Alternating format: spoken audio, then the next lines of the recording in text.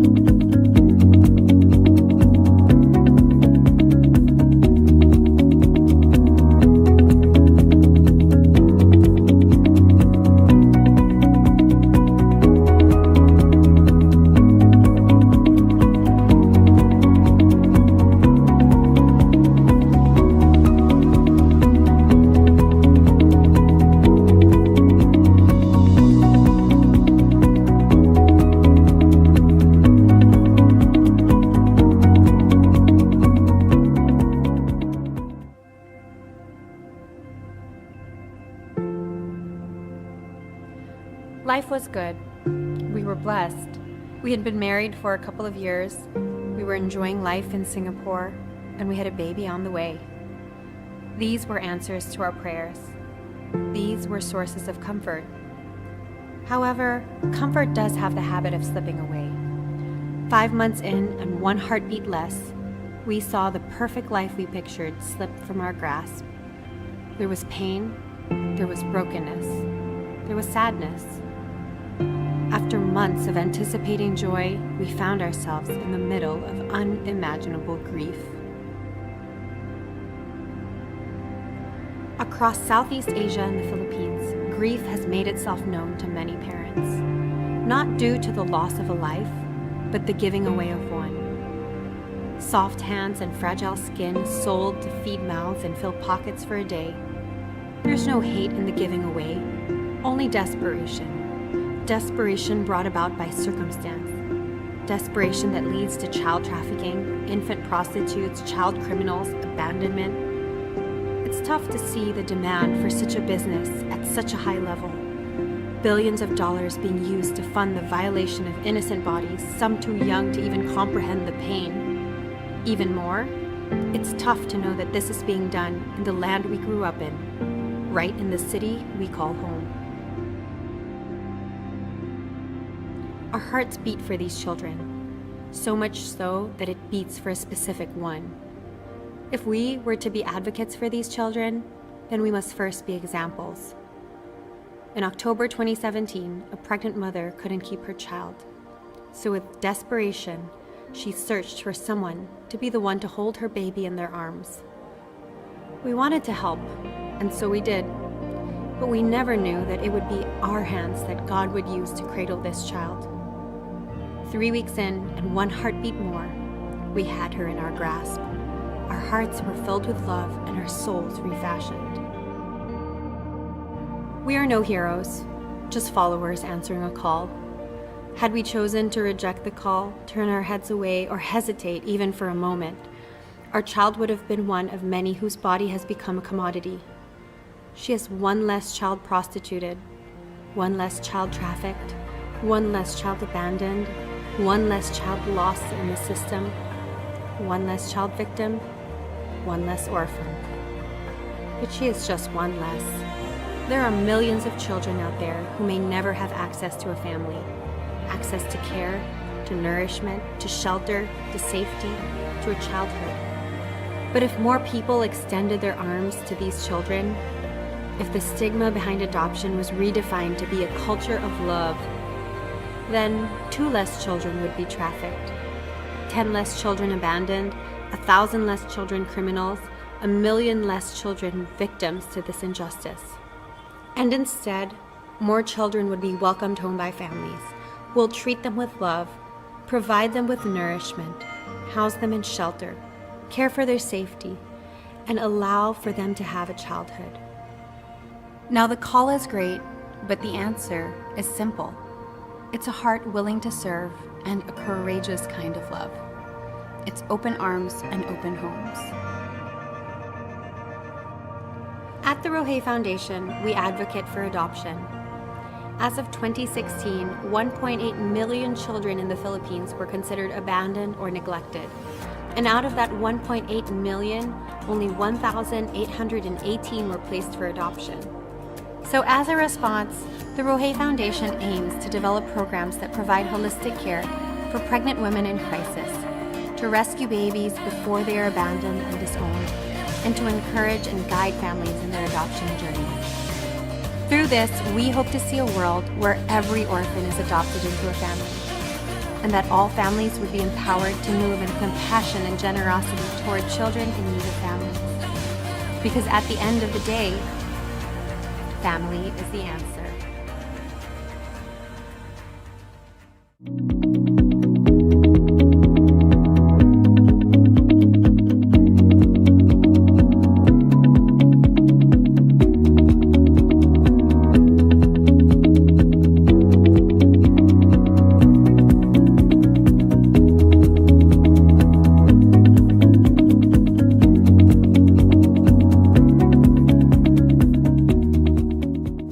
I didn't carry Milana in my womb for 9 months, but in my heart and in my soul, I've carried her way more than 9 months. She's been a product of our years of prayer and years of conversations with God, and she's ours. You know, she's ours, really and truly. Like, she's ours. You know what I mean? And I'm sure you get what I mean. When I was asked that question, no, I realized na, oh nga, how did I overcome that? I think by just God appointing me. He's mine. Moses is mine. God qualified me by giving him to me. So, dun pa lang, nakakalma na yung fears ko na, oh nga, I'm his real mom. Ako yung mom niya. God already qualified me for it. So, he gave Moses to me, so I'm the real mom. And regardless of what happens in the future, my son wanted to meet his biological family one day. Being a mom starts with really the decision once you say yes. Because people are so afraid to say yes because they want to feel like the mom first. No, you say yes. And then you feel like a mom. You'll just feel that protective side of you, I guess. Well, I would advise parents who adopted their child to tell their adopted child as early as possible. You know, the younger, the better. You know, and let them say it in a positive way that they're a gift from God. I think it's teaching me, like I said earlier, just the heart of God is all about sacrifice, and he left the 99 to go after the one. He sacrificed his son to adopt, and learning how to love first with Chloe, and understanding that kind of sacrificial love where it's not about biology, and it's about deciding and choosing, and that it's a privilege. It's really teaching me, you know, that love is action. Love is sacrifice. It's not about just providing for your family. It's not providing for your family. It's about raising the next generation and allowing them to, you know, to be impacted by Jesus the way Jesus impacted you. You know, and how you model that. And how can you model if you're not home? How can you model and mentor if you're not home? Actually, we coin it this way. First, we say, bring your mission home. Okay. Everybody has a mission by heart, right? And can't figure out what my mission is. And everyone knows, okay, I give my tithes, I give my money, but there's something I want to do on my own. But I can't go to Timbuktu, I can't go to Africa, I can't go, what's my mission? So we coined the phrase. I said, it's very simple. Bring your mission home. One way or another, God's going to make sure He's going to provide for you, for your needs, for that child's need.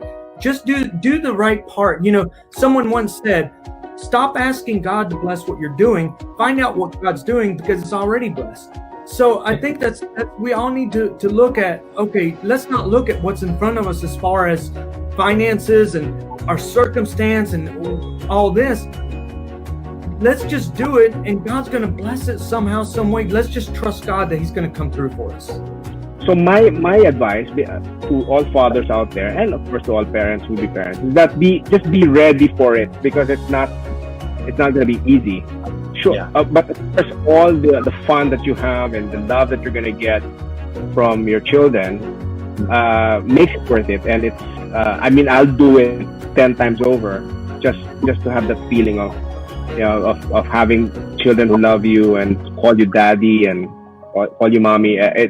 That's priceless. You can't put a price tag on that. I mean, 1.8 million of orphans, neglected, abandoned children. If one church could provide one family, I think by the grace of God, we can see no more orphans in our nation.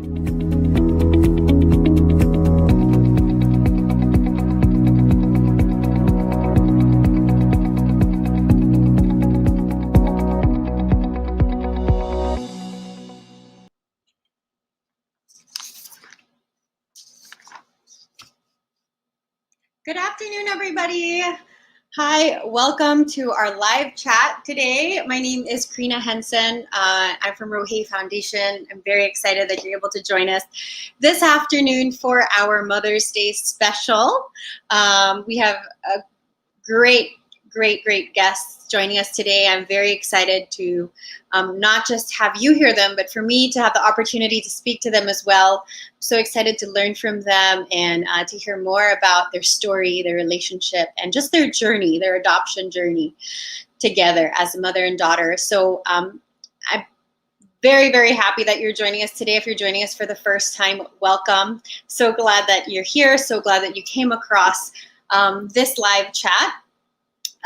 But before we get started, I do just want to give everybody else the opportunity to hear about what we're talking about today. So if you have friends or family members that you know would be interested in this topic about adoption, about the heart for the orphans, and maybe just the mother-daughter relationship, and you think they would be encouraged by today's chat, then please do share this with them. There's a couple of ways that you can do that. You can share this on your own Facebook page if you're joining us on Facebook.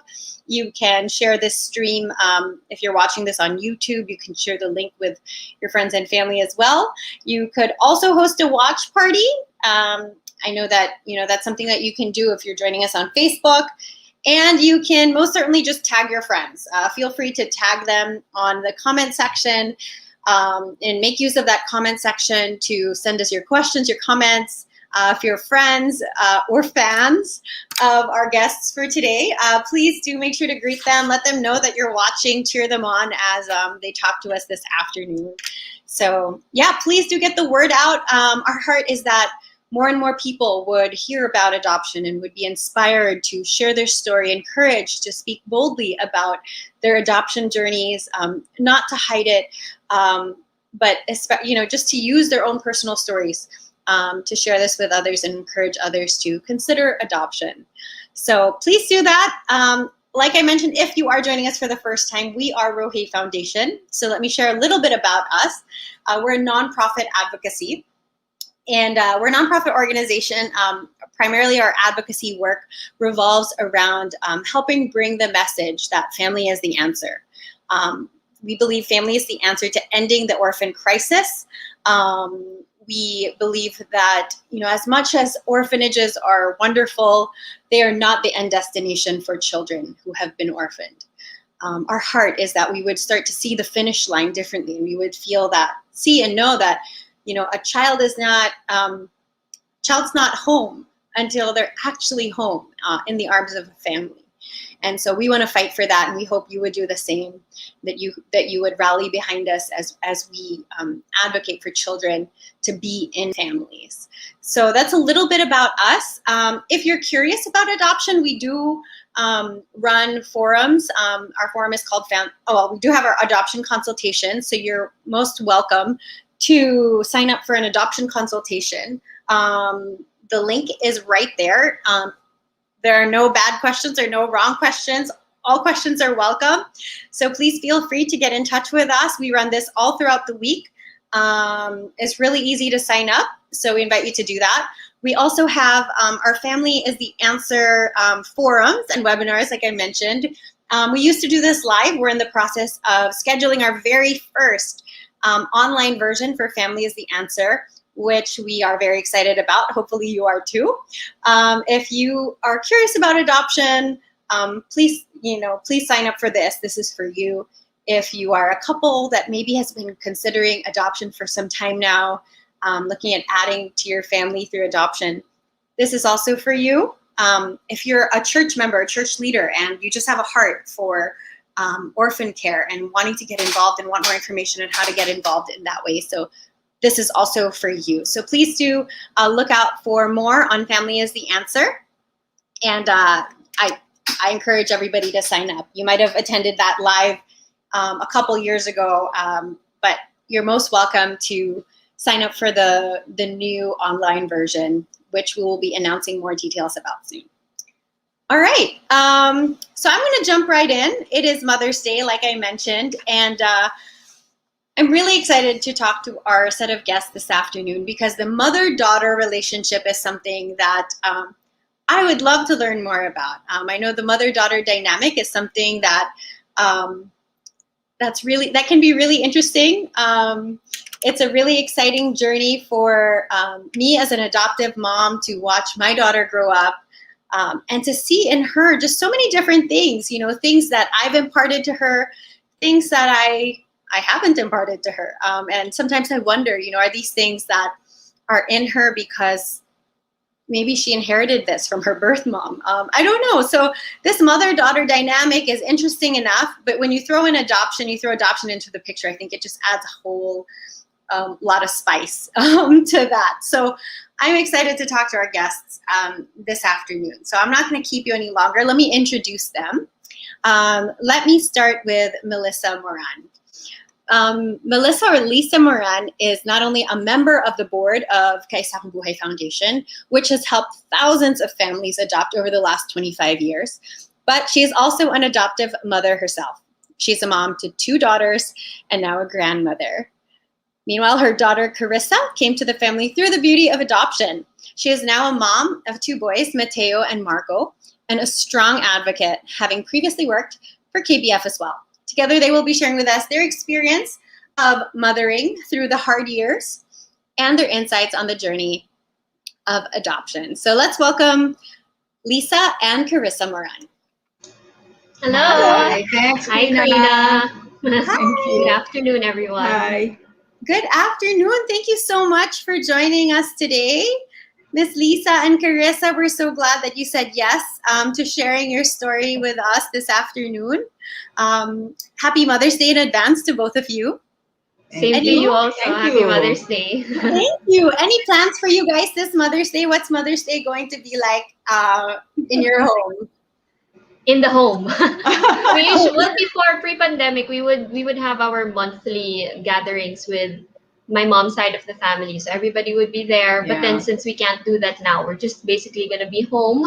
My Lola lives with us also, so it's gonna be three of us moms. Yeah, 3 moms here. in the house. Yeah. How nice. Who cooks if there's 3 moms in the house? Me and my Lola, we take turns. As you can see, I did not say I did. Carissa and my mom. Yeah. Oh, that's so nice. How nice to all be celebrating Mother's Day together. Yeah. So Yes, happy yes. Mother's Day in advance. I hope it's a wonderful weekend for all of you. But again, thank you for joining us. I'm very excited about today because I feel like I met Miss Lisa first speaking together about adoption, and it ended so abruptly that I was never able to connect or to exchange contact information. And I thought, oh Lord, how will I get in touch with Miss Lisa again? I would love to learn from her. I would love to hear her story. I'd love to know more about her journey as a mother and an advocate. And wala na, it ended so quickly. Fast forward to a random wedding that I was attending of a dear friend of mine. And lo and behold, right beside me was Carissa. Not knowing that we had both been kind of looking for each other, eager to meet each other. So thank you. I'm so glad that our paths crossed that day and that you said yes to us. So would you be able to start by just sharing with us, Miss Lisa, your journey with adoption on both a personal level as well as your journey with KBF also as one of the board members? Yeah. Well, thanks, Karina. Yeah, I'm also so glad that we touched base again. Well, if you say from the personal level, maybe a short version would be to say that Carissa has an older sister, no, our biological daughter Erica. And when she was about 3.5, I was pregnant with another baby, and gave birth to her. Her name was Isabel, but she only survived 5 days. She was born with a congenital heart defect. So after that sort of, looking back now, I realized that set the stage for us to consider adoption.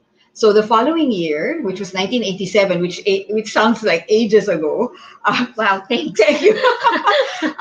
We did, by chance, I heard that there was such a thing as a private adoption agency by the name of Kaisahang Buhay Foundation. And actually, I had absolutely zero idea about that there was a process, where to go, who to ask. This was like 33 years ago. So I went to KBF in Cubao, and that's how my journey with them started. My husband and I went through the whole process from application and everything, the assessment, home visits, the court procedure, and then we were matched with Carissa. And by the end of that year, 1987, she was home with us around the holiday season. And that's the personal side. But after that, because I was this is a few days. This is January 3, I remember. January 3, 1988. So she had been with us a couple of weeks. So anyway, by then I became more and more involved with trying to raise awareness about adoption. And apparently the KBF social workers also took notice of a group of us who were all very willing to speak about our adoption journey and wanted to promote it. So they tapped us and formed what became the Adoptive Parent Support Group. So that was like 28 years ago. We started advocating. Similar to what Rohe is doing, we would attend forums, we would be invited on TV, on radio, on print articles about adoption. and then face-to-face forums at that time. And then eventually, I was asked to be on the board of KBF. So I looking back now, I think I've been 25 years with KBF, which has been in existence for 45 years. Last year, KBF celebrated its 45th year. Yeah. Wow, what a journey! That's such a that's so wonderful because in a sense, some people adopt and then it just changes them on a personal level. But in a sense, it's kind of become a life message of yours. Exactly. And part of just who you are. You were sharing that you're still very much involved in the day-to-day advocating for adoption with KBF. And it's wonderful to know that 25 years later, you're still passionate about it. Yes. And I must say, Krina, that group that was formed, the Adoptive Parent Support Group, we are still dear friends up to today. So we are in touch. We keep tabs on each other. Our children are all grown. They're about as old as Carissa and have families of their own. But that bond of having all experienced adoption at some point in our lives is something, we cannot take away. Yeah. It's a wonderful bond. Yeah. Yeah, thank you. I think that's something we like to encourage families to do as well, as to be part of those communities where they Exactly. share their stories, because the experiences of families with a child who came through adoption is so unique. There are things that you don't want to have to explain to everyone. Diba? Parang, Right. when you Yeah. find a community, it's so nice to just be able to talk candidly and share your experiences about adoption. So thank you for encouraging us to do that. What was the experience like for you? You mentioned you do have an older daughter, Erica, who is about 5 years older than Carissa. Yeah. What was it? Was there any difference for you in terms of mothering a child who came to you biologically versus the one who came through adoption? Did you? Because you have the benefit of hindsight, diba? Parang, we want Yes. to change. I mean, my daughter is only 3. And my youngest daughter is only 6 months old. So I say, no, I love them exactly the same. There's no difference. I wonder, will that change in 15 years, Miss Lisa? Yeah. Actually, what's in store for me? yeah. Actually, I thought about that, or I have been thinking about it, is that the supposed difference, of course, it's inevitable. There is a difference. It's a fact, no? But I can honestly say for myself, the extent of the love, the same feeling of you worry to death, when they're sick, when they're not well, when they're going through a crisis in their lives, you worry, you get angry, you get disappointed, you love them, you express your appreciation for what they do and who they are. And of course, every situation, it's fluid, diba? Today something happens with one, and then another day something happens with another, and the love just kind of flows through each situation. But I must say, as you said, in 15 years, yeah, you hit it right on the head. The teen years, I must say, I want to explain to those thinking of adoption. I think the teen years are so how should I say it? Yeah, colorful, that it's not so much an adoption issue as it is just being a teenager. So when people say, kaya siya ganyan kasi adopted siya, I can honestly say no. Teens are teens. They will hide in their room. They will not talk to you. They will do crazy things. And it will, honestly, I don't think it's, maybe there's an added dimension because of the adoption, but the love and the acceptance and wanting to shepherd them through that very, challenging number of years is the same for both your biological and your adopted children. Okay. How did you navigate through that? So can you share are there any stories that you have with us about maybe those exciting teen years? Maybe Carissa as well, if you'd like to jump in. Are there any times where, I can imagine as a child who, I can't imagine. I'm assuming that who has adoption as part of their story. Is it different for you? Do you face your growing up years differently? Are there questions that you have about yourself, about your identity that make the teen years and the growing up years a bit more complex or more colorful, so to speak, right? Because you're trying to figure things out for yourself, but then all teens go through that, and then you add adoption to the mix. Yeah. What's it like? Can you share a little bit with us about that from your perspective? Well, honestly, it never was in my head that, oh, I'm doing this because I'm adopted. Right. Like every wrong decision or crazy thing that I did, as a teenager or as someone trying to figure out who she was at the puberty stage onwards, it was never really because like, oh, I'm doing this because I'm making papansin because I'm adopted or I want to be the center of attention or whatever. It wasn't that day. Because we in our home we never really like had that discrimination, if you will, that oh, this daughter is the biological one, she's the good one, and this one It was is never the in my mind. adopted one, so that's why she's not perfect. But for me, like now lang that I'm openly talking about this, that adoption is really a fact of my life. But then growing up, like in school, I never got the being bullied Never. because I was adopted, or with my friends. I have a bunch of friends also who are adopted as well. So it's like it was a normal thing. And growing up in the community that we did with Adoptive Families Foundation, it's like it was normal. So I really don't have any cuento about growing up that or what I did as a child or as a teenager because of that fact. Right.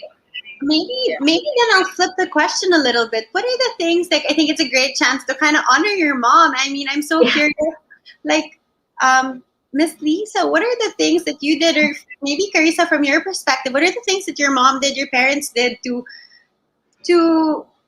allow you to grow up and to foster that kind of an environment for you to grow up in, that kind of culture in your home, and for you to be able to grow up with those types of perspectives about yourself and about your story? About the whole adoption? Yeah, story? like how did you come up with such a healthy view? Diba? Kasi we meet families all the time. This is always the fear of an adopted mom. Yeah. It's I don't want my child to be bullied. I don't want her to be teased. I don't want her to feel bad when she's 12. I don't want her to resent her, her past, her story. I want her to grow up knowing that we love her and feeling secure. Diba? So what are the things that in your home help create that environment for you? I guess it was really just love. Like there's no other way to put it. There was no processing. Like, Yeah. it was not like I don't even like thinking about it. There was no overthinking. Yeah. Yeah. It was just loving. Yeah. No processing. And to be honest, right, you'd think that the day that they told me that I was adopted would be a core memory. Sorry. Wait long. But it's not. Like, I can't even remember when I was told. I think it was about 3 or 4 years she old. was 3. But I don't remember the words that came out of my parents' mouths, like what the setting was, because I guess it just never really, it didn't matter to me. I knew I had a family and that was enough, right? Yeah. So, and they didn't lack in love, or even our extended family, like my lolo and lola, my lolo and lola in both sides of the family, aunts and my uncles. cousins. They weren't like, oh, this is my cousin. These are my cousins. Oh, and this is my adopted cousin. It wasn't like that. So it was really just a family unit. Like, everybody was all in. I think when my parents decided that they were going to get me, or that they were going through the whole process of adoption, everybody just jumped on, Right. and they were supportive. So growing up, like I was telling someone before, like I don't understand why in television or in shows, like they really discriminate, Dwell on- right? They play this adopted child as the bad kid or the inaape, but wala, I don't understand that because I never experienced it. I never saw it firsthand, and to think it's my story. Right. Well, yeah, it was never your reality. And I think much credit to your mom and Right. in creating an environment like that. I think that's so wonderful. Miss Lisa, I love what you said, that there was no overthinking it. It was love. It was just my love for my children, my love for both my children. There was no differentiating or trying too much to figure out there's no secret formula. I guess it's what it is. And I guess as adoptive moms, especially new adoptive moms, I'm just a few years in, and many of the moms in our community are young moms as well. I think we wonder so much about what it will be like in 15, 20 years from now, after our kids are able to process their stories. But it's so comforting to know that it's love. Love is love. Love transforms our children. And it's really what molds them and shapes them and allows them to grow up with that security, regardless of how they came to us. So, And I was going to say, Karina, I mean, already seeing you and the community of young adoptive parents that you and your husband are forming, I think that's going to be the comfort zone for your batch of adoptive parents, to know that it will not be perfect, and each of our children are going to react differently. Like one issue that I always used to ask Carissa, when are you going to ask me about your birth mom? Because in AFF we were warned, or we were told, be prepared and be supportive and be open. And so I was so open. I kept asking her, okay. And she said, no, I'm not. So I guess each child is different, because we do have other members of Adoptive Families Foundation where it is a major concern or a major issue. So I think the key is to be prepared for whichever reaction or whichever way your child will deal with her own adoption story. Yeah. Just be ready with the love and support. To answer her, like, when are you going to ask me about your biological family? To be honest, I never thought of it growing up because, like I said earlier, I didn't lack with love from my entire family. I only started thinking about it as an adult because I was getting sick. So I have an autoimmune condition. So I was like, oh, what's wrong with me? How will I ever find out about my medical history? Because she can tell the doctor that, okay, in her dad's side, in my dad's side of the family, this and this are what they went through or what's in their genes. But that's not my genes. So at that time that was 2016. That was the time when I was going through some health conditions. So that was what I was wondering, like, what is my medical history? But apart from that, nothing, none. It was a very practical concern for you, right? But in a sense, it was practical. It was more like less about your identity and more about trying to understand your biological makeup, right? And were you ever able to get that information? No, not really, because I was able to get treatment already, so I didn't really have to tap that or open that door anymore. Wow. Okay. Well, that's so interesting, and I think you're right. Thank you for sharing about that. I think we're always ready with a story about, when our children ask us questions. But I can understand Miss Lisa saying we're kind of ready with our ammunition of, okay, what's my response for all the potential hard questions that I might be asked? My 3-year-old asks me hard questions. She started asking because she's seen me be pregnant twice. She started to ask about, what was it like when I was in your tummy? And so this is when I had to start having these conversations with her. And I found that she doesn't really think much of it. Sometimes I'm so nervous answering her. Exactly. That was also what happened with Carissa. It was the pregnancy thing. Yeah. Yeah, and I just thought I was so nervous, but she was like, "Oh, I came from another mama's tummy," and I said, "That's right, okay," and it was Yeah, done. exactly. So Yeah. I guess they take our cue from us, and it's wonderful because I guess as an adoption advocate, also Miss Lisa, adoption was something that you talked about from such a positive perspective, and I guess that really helps our children. What are the things that Carissa mentioned that her family also really, your extended family also really Yes. welcomed and embraced her? What part did that play in? What did you have to do to, I guess, get them to rally behind you and support you?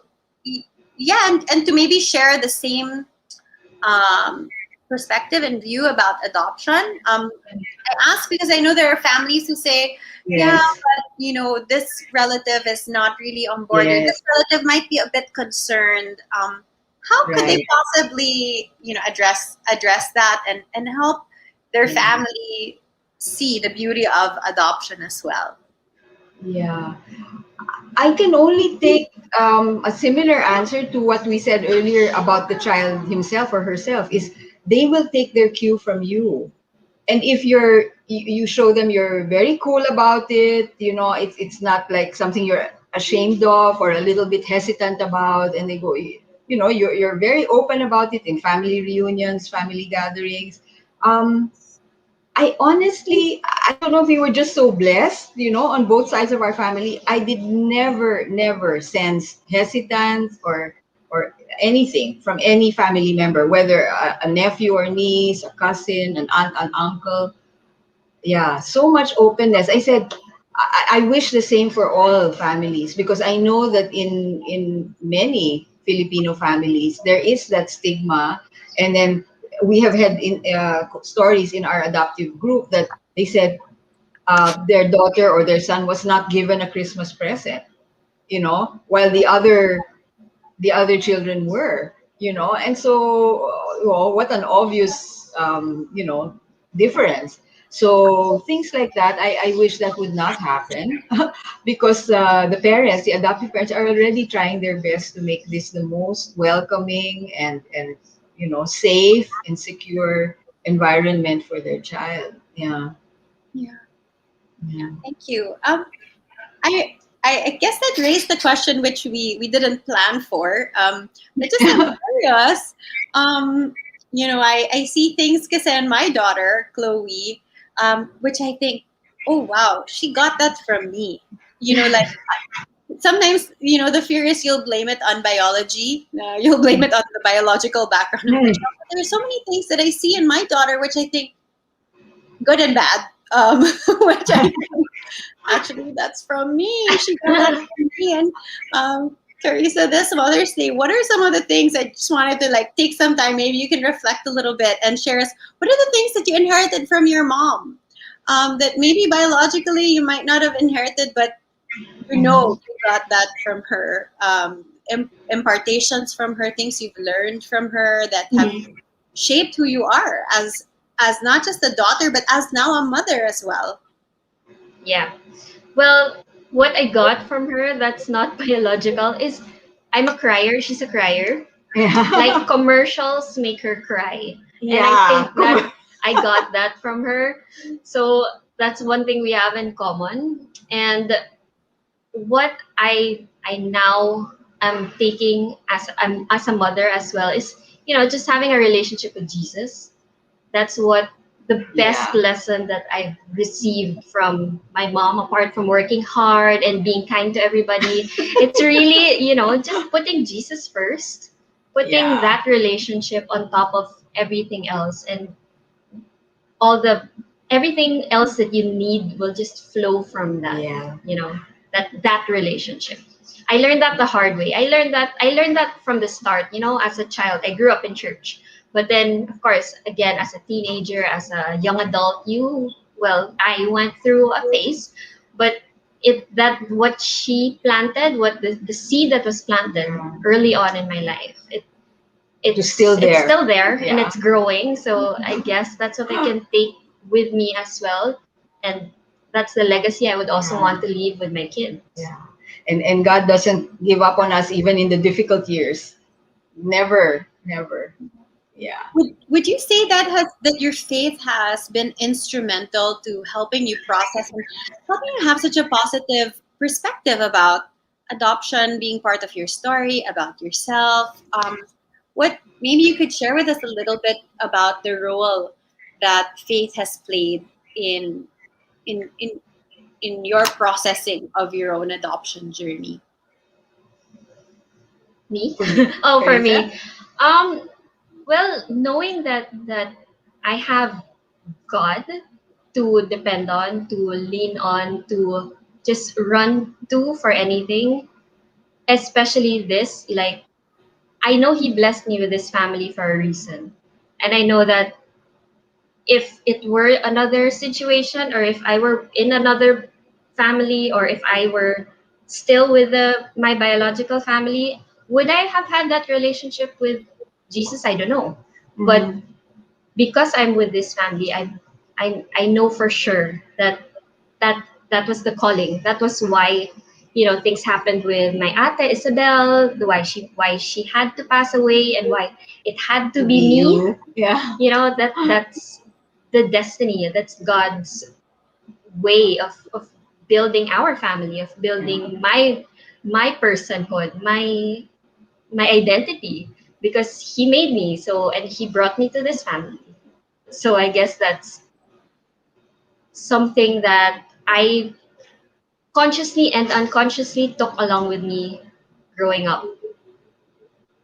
Yeah. Miss Lisa, do you want to share anything on that note and the role of faith in helping our children process their adoption, the realities of adoption for them? Yeah. I think well, on Carissa's part, I think she's said it very well, no, and I'm so glad to hear that. But also, what I realized is on the part of the parent, if you know that adoption, after all, is another way God has of forming a family. Yeah. Because we tend to think, I mean, in the Filipino context, parang, ay, hindi ko kadugo. I won't be able to love that child.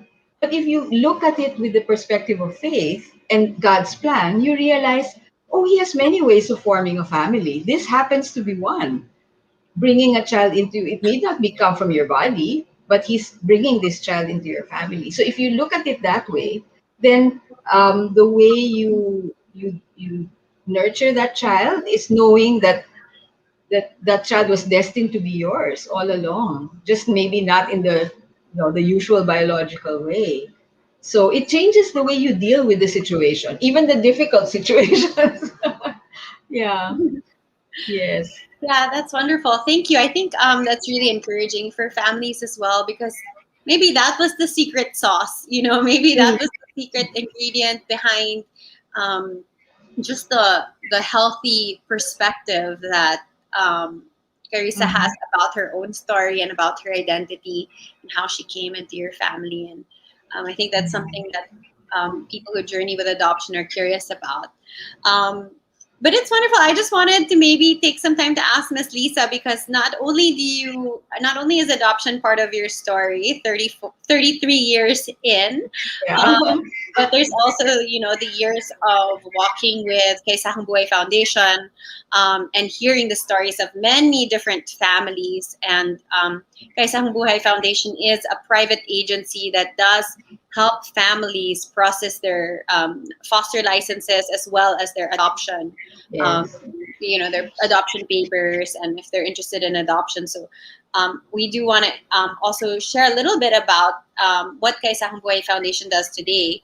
But I also wanted to ask Ms. Lisa, on that note, in your years of experience and also talking to other families, what are some of the fears that you find potential adoptive parents have about adoption, which are actually not true, or are not really, are unfounded fears that they might have, or Yeah. what are some of the hesitations they have, which you actually might have a response to, or might have some advice to them about being able to process those things and overcoming that, so they can take that next step. Yeah, I think, well, in the many years that we would hold seminars and give talks about adoption, the recurring issues would be, one is, will I really be able to love this child? You know, because they're not related to me. But that's the whole point. I mean, adoption is precisely taking an unrelated child as your child, you know. So that's one issue. The other one is, how will we tell? I think our most well attended workshops and seminars were always telling. Once we had that in the title, how to tell, wow, we would have such good attendance. And we would break up into small groups, and in those small groups, the parents would all say they're so afraid. What will they say? And things like that. So, and then if I think we were also like things down the road, like as we mentioned earlier, you know, the teen years. How will we go through the teen years? How will we go through later on in their lives? You know, but again, what we would always tell them, is anyone able to say with, you know, with certainty how their biological children will be, diba? Right. What health issues will they have later on, which you didn't predict, you didn't know they had? What maybe psychological or emotional issues will your biological child have as well? So it all it is just going in with full commitment, you know, and saying, this is it. You know, and I also liken it. I think I did this also in the Tugon where we were together, Krina, where I said it's like getting married. It's like you cannot say, I have to be 1,000% sure that this person will be, you know, all the qualities, and then you do marry that person and you commit and you sign, you know, you enter into a lifetime contract with that person. And so how come we can't do the same with a child who will become our child, diba? So it's not a matter of knowing the answers or predicting that things will go smoothly. um, I think that's not how life is to be Yeah. to begin with, right? And so if you bring back the faith aspect, it's just saying, well, God has been with us all along. He will be with us all along. So he will be with us every step of the way through this family journey. So it's not a matter of knowing the answers or predicting the future. Yeah. Right. Thank you. I think that's so encouraging. So many people are watching and are so encouraged and inspired by your story. I think because of just the healthy perspective that Carissa has grown up with, and about adoption. But Miss Lisa, you're right. You know, sometimes we tell parents, actually, that's not an adoption concern. It's just a parenting concern. Exactly. Just a plain parenting concern. We don't. I mean, it would have been the same if you had, you know, 3 biological children. Exactly.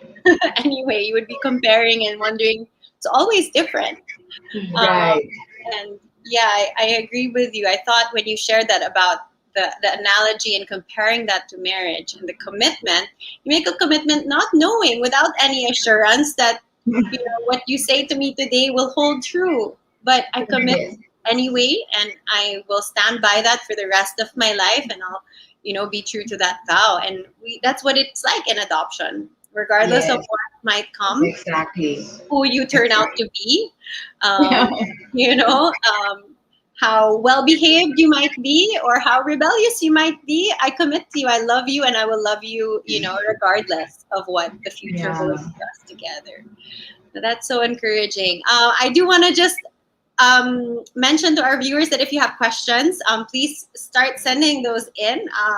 We will have a little bit of time to get to some questions. And are there some friends greeting you guys? Yeah. Yeah. Oh, Tita This is Lisa. my college barkada, Mika. Hi. Tita Mika. Kanshan, I saw you earlier. Thanks for Yeah. watching. So nice to have Sweet. yeah, people who just can celebrate your story. And I think that's one of the things that's wonderful about your story, is that you've managed to rally a community to celebrate adoption alongside of you. Speaking of community, speaking of community, I just wanted to mention, although this is already out of print, but one of our projects was to come up with 24 stories of adoption in 2000. Yeah, how long ago that is? 21 years ago. It's reflecting the light. Yeah. We can see it. But nowadays, of course, you would do this online. So I encourage young adoptive families to start sharing their stories online. And I know Rohi has an excellent platform for doing that. You don't have to go through this printing process that we did ages ago. But it's also very valuable. People would really treasure this because it gives them an assurance that, oh, these 24 families at least went through this, and these are their different stories. Yeah. That's a wonderful resource. Is it still available? I have the last 4 copies. We can send you one. Okay, it will be a race to the last 4 copies. Yeah. But that's definitely wonderful. And thank you for saying that. You're so right. We do encourage others to share their stories. And I think together, as we share these stories with one another, it gives other adoptive families the courage to face the future, knowing that they're not alone. Knowing that share your adoption story. Their children could turn out as wonderfully as Carissa. And, one day be able to also talk about adoption with the same kind of joy that Carissa does. And I did want to ask you that, Carissa, a little bit about how have you come to this place where you can talk about your story with so much joy, so much hope, so much security. And what made you decide that I'm not just going to keep this story to myself, I'm going to share it, I'm going to advocate. We mentioned that you kind of worked a little bit with KBF as well. How did you get there? I think it's a choice. Like growing up with that fact of my life, like, it's a blessing, and I value that I ended up here, and I ended up with the family that I have, and the friends that I've been able to make, and the friends that have turned into family that I've been able to make. If I were down another path, or if I were still with, my biological family, that's always what's in my head. Would I have what I have now? Like, not material things, but the relationship with God, the relationship with my friends and family. Would I have that? And I choose to acknowledge that I'm blessed, and I choose to acknowledge that it was God's way of building our family. So I think it's really just a choice. Yeah. We have a couple of questions which I do want to take some time to get to as well. The first one is, it says, what is one message that you would like to share with parents who are thinking of adopting? Miss Lisa, you might want to touch on some technical things as well that they could do.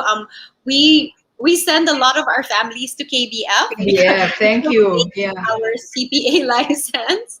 So, we've been encouraging many of our families to go with private agencies like KBF and to get more information, to attend mga adoption telling seminars and things like that. So, what message do you have for them, or what advice do you have for these parents who are, I guess, siguro still on the fence, wanting to take that next step? Yeah. Well, it's like two-pronged. Now, one is the technical, as you mentioned, Karina, and one is the personal or the emotional. For the personal or the emotional, I think we touched on that earlier, where it's you just make a commitment, and it's not a matter of being sure of anything. It's not a matter of predicting the future. It's just saying, this is it. I'm going to commit to this child as who is our child already. We just have to go through the process. And when it comes to the process, what we notice in KBF, because applications come to KBF, to be processed, is there's that feeling like, wait, we're doing a good thing, by wanting to adopt. Why are you checking on us? Why are you assessing us? Which I can understand. It's like this feeling like we're good-hearted. we're doing a good thing na nga then you're going to parang put us through the eye of the needle and all of that. But we always assure them that think of it the other way. This child doesn't know what family he or she is going to. So it is the responsibility of an agency like DSWD, KBF, and Norphil to ensure that the family that is going to welcome this child is fit, is loving, is prepared and properly motivated to take this child. So think of it the other way. They always say, oh, this child should be happy they're coming to us. Well, this child doesn't know you, so it's the role of the state to make sure that the families that they do match with the children who have already lost their birth families through whatever circumstance, to ensure that, come on, let's give this child the best family that they can have. It's the other way around. Parents, of course, because you're the older ones, you tend to look at it from your perspective and you think, oh, this child should be grateful. We're getting him or her. Yeah. So I think if you come to that perspective about the checking on you and the assessing on you as we are preparing or we're assuring this child is going to be ours of our preparedness to raise him or her properly. If you look at it that way, you won't be offended by, oh, I have to submit this, oh, I have to wait this long, oh, I have to appear before a judge. Rather than take offense, look at it as, oh, it's my way of assuring my child I'm the best parent for him or her. Yeah. So I think it's a matter of how it's presented to the parents. Yeah. I hope more would look at it that way. Thank you. Yeah, I think that's the right perspective to have, because it's true that many parents like to highlight the difficulty of the process, and Right. the work and the length of time. And we always tell them, you need to fight for this child, so that they would know that without a doubt you did everything in your power to give them a family, and that's how much you love them. You were willing to go through the very long Right. Yes. process of adoption to bring them. Yeah. In fact, I think also in the talk where we were together, Krina, I also gave the example of in the past years when you would go through, like hoops, jump through hoops to get a US visa. Like people would make pila, they would fill up all the forms, come up with the, supporting documents. And then when it's for adoption, they go, ay, ang dami. Why are you asking us so many things? If you're willing to do that, get a US visa. My gosh, this is the life of a child who will be your family member for the rest of his or her life. So I said, konting, konting tiis, go through the process and do it right and safeguard your child's future legally, which will be the basis for the emotional security, psychological security of the child, knowing I have all the rights. I am your child. Yes, thank you for touching on that. I was going to ask you to share a little bit about the importance of, going through the legal process for our children, and whether it's with DSWD or a private agency. I mean, the significance of fighting for legal adoption of our children, right? And so, thank you for sharing a bit about that. Hi, Mandy. Hi, Mandy. It's so nice that your friends are cheering you on and sharing your stories. We're almost out of time, but I do want to give you both the opportunity to just share maybe a little bit, maybe Carissa as well, from your perspective, your advice and your encouragement to families who are considering adoption, and maybe just what do you normally tell them when they have questions? I mean, we even have students. So I see there's someone sharing, Jana who's a family student, but open to maybe adoption in the future. Any advice before we close the show together? I honestly have also plans, to be able to adopt in the future when I get to get married and have more capacity to share my love and access and things like that.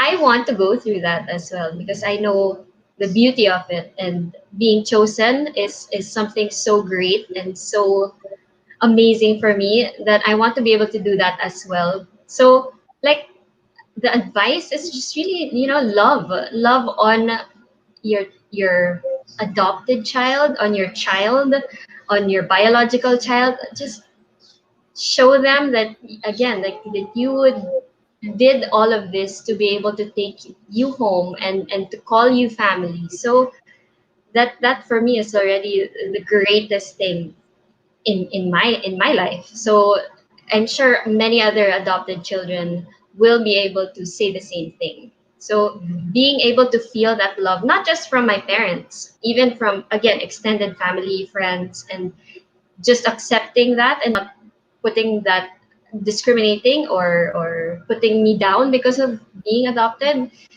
that was already one way for me to be able to speak like this so securely and so confidently and so joyful about it. So it's a beautiful thing, and yeah. Thank you.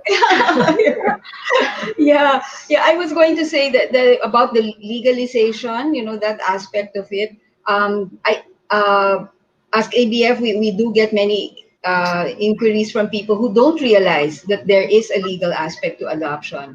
They just think it's, oh, I'll just choose one child and take him or her home, and there's no process to be done. And so they're quite shocked and surprised. So, but then we try to explain to them that, but this ensures that your child can bear your name legally, can inherit your property legally, has the same protections as your biological children. All rights are equal between your biological child and your adopted child. And so I think that's a very important.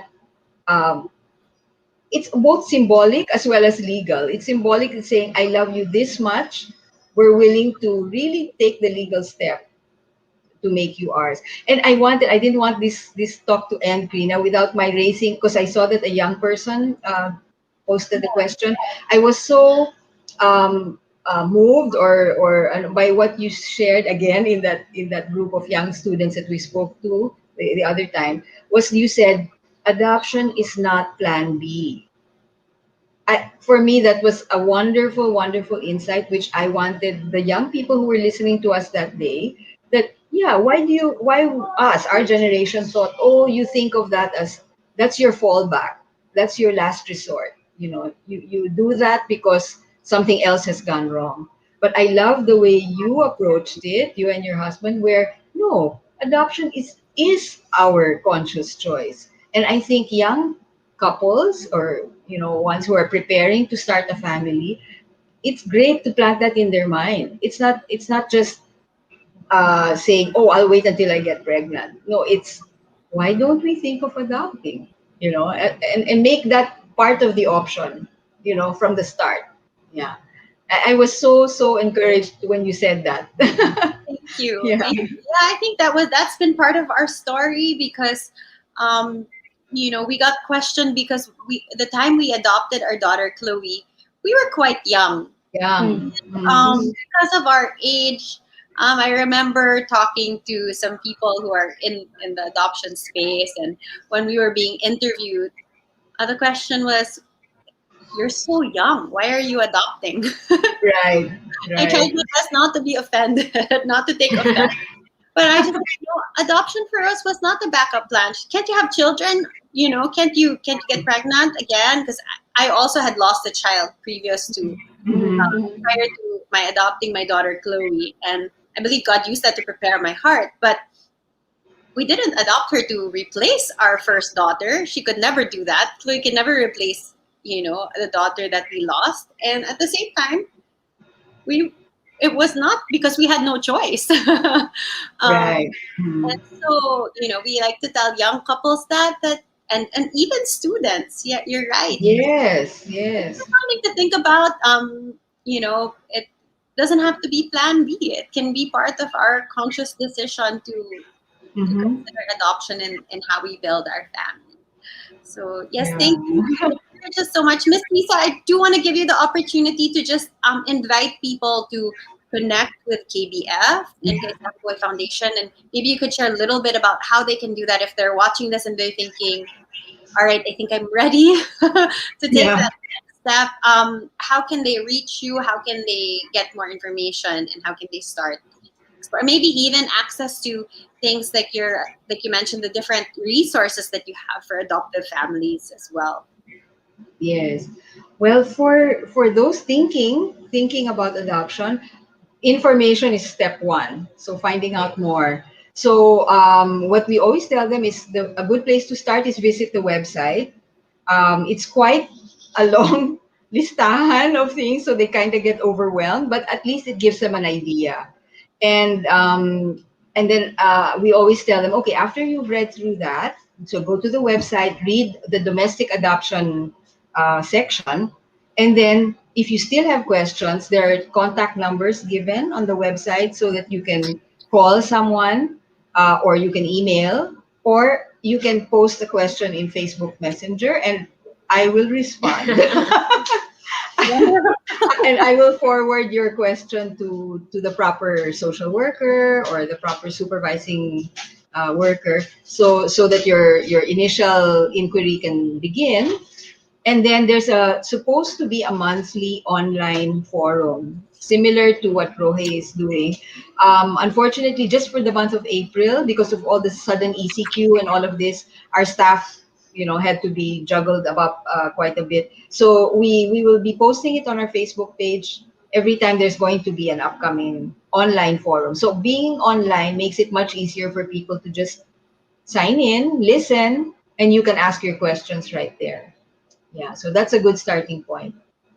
Okay, great. This is the pre-adoption forum. Yes, the online pre-adoption forum, which is one of the requirements. So for those who are considering that's that's already step one. That's already step one. That's one check on your list of things you need to prepare. And so, like Ms. Lisa mentioned, you can visit the KBF Facebook page. Yes. That where it shows the website. Yeah, the website first. It has all the details there. With the schedule of when the next week will be. So yeah. So again, thank you so much. Yeah, I see her. Have you met before? She's part of our. She's a fellow KBF parent. Yes, she is. Yeah, she has a wonderful story as well. Yeah. I love you, Jackie. Hi, Jack. Hi, Jack. Thanks to you. Thanks, Jack. We reconnected. Yeah. Well, thank you again, Miss Lisa and Carissa. Thank you so much. What an honor to hear your story and to be given the privilege of having you on the show to just inspire so many who are curious about adoption and who would, like to prepare for their journeys ahead. Thank you for your time. Thank you for your wisdom and just your grace in sharing with us so much about your personal journey and Miss Lisa as a mother. We all hope to be like you. We all hope that children would grow up with the same joy over her adoption story that Carissa has. So thank you. Thank you. Thank you. Thank you. Happy Mother's Day. Yeah, happy Mother's Day. Okay, till next time. Thank you for joining us. Thank you. Bye. Bye-bye. Bye. All right. I told you it was going to be a great interview. We were going to learn so much. I certainly did. Again, thank you for joining us this afternoon. What a privilege to talk to Ms. Lisa and Melissa Moran. So inspired by their story. If you have an adoption story, you heard it. We encourage you to share it. We're going to flash that poster again, just so that you know how you can send us in your adoption stories. We'd love to even have you on one of our live chats. If you're open to sharing your story with a public audience, please let us know. Please get in touch with us. We would love to hear from you, and we'd definitely love to celebrate how adoption has become part of your story. So please do that. We also invite families who are interested in adoption. As we mentioned, you can get in touch directly with KBF. If you still have some other questions that you'd like to raise, we also do adoption consults, which you could schedule with us. The link is right there. It takes you to a page where you can find a time slot that works for you, and it's a 30-minute consult. It's free of charge. Any questions you might have about the adoption process, or am I ready for adoption, or what should I prepare? How should I? You can raise it during these adoption consults. Please do sign up for that if you're curious, or you're ready to take that next step. All right. So that's about it. You saw our social media accounts a while ago. If you would like to keep in touch with us, please do. You can visit our website. There's tons of resources there for adoptive families and for those considering getting on this adoption journey. And even for like one of our viewers today, students who might be interested in maybe volunteering or getting involved because you're passionate about orphan care, you can go to our website. There's resources for you there. There's also our Facebook page, Instagram, and of course our email if you want to just message us directly. You're most welcome to do so. So that wraps up today's live chat and our Mother's Day special. A happy Mother's Day to all of the moms watching. We are celebrating you. We're celebrating even our Pregnant Women in Crisis program. A lot of you know about that. We meet birth moms and moms who have had the courage to even surrender their children. This is our Tulong Kay Nanay page. If you want more information about that Pregnant Woman in Crisis program, please do visit that. But we're thinking of all of these moms. We wish you a happy Mother's Day.